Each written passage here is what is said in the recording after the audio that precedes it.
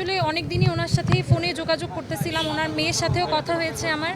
তো আজকে আমি বিকালে অ্যারাউন্ড 5:30 6টার দিকে ওদের বাসায় যাই, যে অনেকক্ষণ বসেছিলাম, কথা বলতেছিলাম। ও অনেক চুপচাপ ছিল, কিন্তু ও হচ্ছে শেষ যখন আমি বের হয়ে আসব তখন আর কি ও খাটে বসা ছিল, ও আমাকে অনেক শক্ত করে জড়ায় ধরে। তখন জড়ায় ধরার পরে আমাকে বলে যে আপনি তো বললেন যে আল্লাহ যা করে ভালোর জন্য করে, আমিও জানি আল্লাহ যা করে ভালোর জন্য করে, তাহলে আমার সাথে যা হলো এটা আল্লাহ কি ভালোর জন্য করছে। তখন আমি ও বললো যে আমার বাবাও মারা গেছে, তারপর আমার সাথেও এরকম হলো। আমি বলছি কিছু হয়নি, এটা কোনো বিষয়ই না।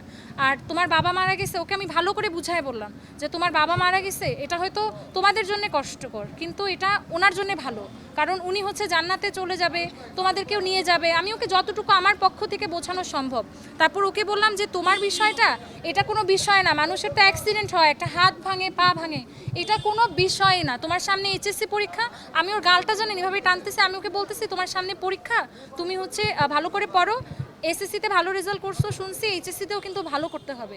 ওকে আমি এইভাবে করে, এই যে দেখেন এটা হচ্ছে এই যে দেখেন 6:51 বাজের ছবি, আমরা একসাথে ছবি তুললাম আজকে। আর ওর ভেতরে কে চলতেছিল ভাই, এটা আমরা কেউ ফিল করতে পারবো না, যার সাথে হয়, যার কষ্ট সে বোঝে। তো আমরা সবাই চাবো যে আমাদের এই যে খুনিটার, তাকে খুনিই বলবো আমরা, কারণ তার কারণে বাচ্চাটা মারা গেল। আমরা চাই দ্রুততম সময়ে তাদের বিচার হোক।